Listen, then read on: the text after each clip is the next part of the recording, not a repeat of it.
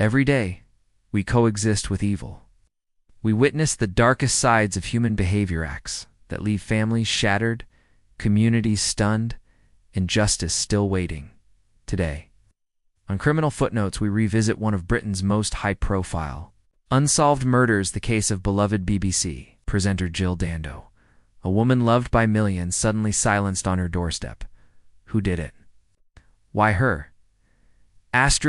Jill Dando was born on November 9, 1961, in Weston-super-Mare, England. She was a natural communicator, charming, intelligent, and graceful. Her resemblance to Princess Diana only strengthened her appeal to the British public. Jill started her career at a local paper where her father and brother also worked, before quickly moving into radio and television. Her rise was meteoric. By the late 1990s, Jill was a household name, presenting BBC shows like Breakfast News, Holiday, and the crime appeal series, Crimewatch. In 1997, she was named BBC Personality of the Year. Off-camera, her life was just as full. She was engaged to Dr. Alan Farthing, a prominent gynecologist. The couple planned to marry in September 1999, but they never made it to the altar. On April 26, 1999, Jill left her fiancé's home in Chiswick around 10 a.m.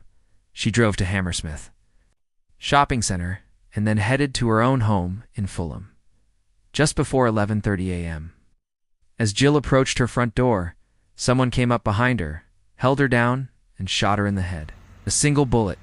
The shot was so precise, it suggested execution. She died instantly. A neighbor found her body just minutes later.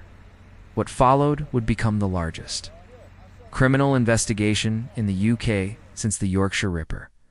The investigation was dubbed Operation Oxborough. Led by Detective Hamish Campbell, it was massive. Over 2,500 witness statements, 50,000 phone calls, and 14,000 emails were reviewed. They examined CCTV footage, tracked down known stalkers and obsessed fans, and even looked into Jill's journalistic work. Had she uncovered something dangerous? Still no smoking gun? The murder weapon was never found. No fingerprints, no DNA, no credible suspect. A neighbor described seeing a man in a brown coat leaving the area white, about 40 average height, but he was never identified. A year later, police arrested Barry George, a man with a troubled past who lived nearby. George had a criminal record, a history of impersonating police officers, and had once been found with a knife on the grounds of Kensington Palace. In his flat, police found a single particle of gunshot residue in a coat pocket enough, they thought, to charge him with murder. In 2001, Barry George was convicted and sentenced to life, but the case always felt shaky. Witnesses couldn't place him at the scene. His mental health conditions, including Asperger's and a low IQ, raised questions. After years of appeals, he was finally acquitted in 2008, having spent 8 years in prison. With Barry George cleared, attention turned to other possibilities.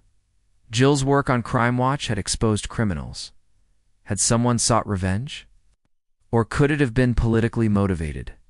Just days before her murder, NATO bombed Serbian state TV during the Kosovo conflict.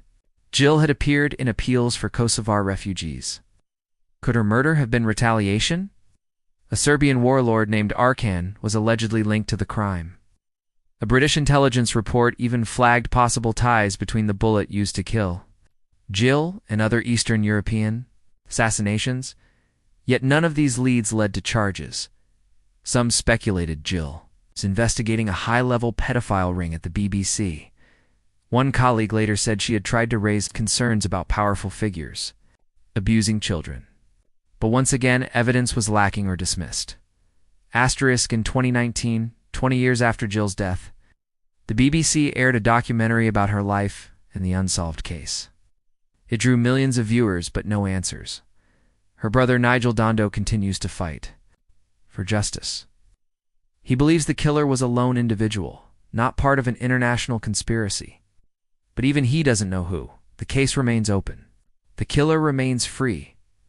Jill Dando wasn't just a TV presenter, she was a friend to the public, a voice of trust, and a compassionate advocate for others. Her death left a hole in British society.